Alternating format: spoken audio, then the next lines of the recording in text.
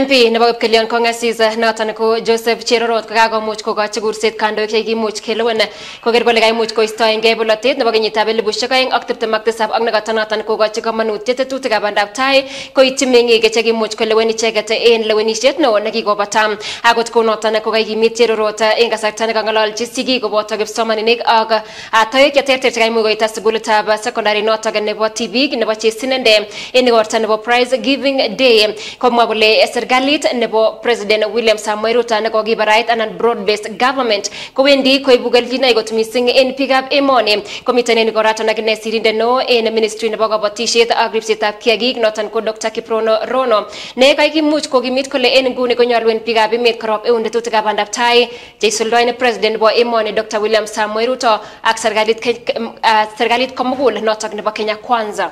Mambo ya siasa haijafika ni mpaka kule 2027. Kwa hivyo tufanye kazi, na ningependa kusema tumuunge mkono Mheshimiwa Rais ambaye hako kipao mbele kwa mambo ya masomo, kwa mambo mengi kuhusu mambo ya maendeleo katika taifa letu.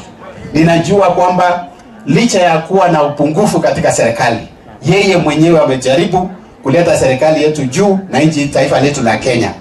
Jambo ambalo ningependa kusema ya mwisho ni kwamba tuko katika serikali ya broad based. Na kila mtu, hakuna yule mtu anasaswa nchi.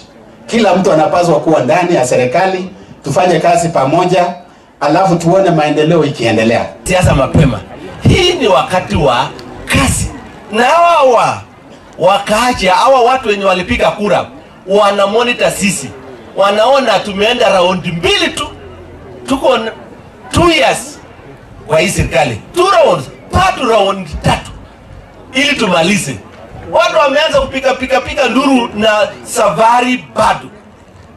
So wakae kitete, kwa sababu wakati ile tutakutana tutakuwa tunapeana vile tumefanya kazi.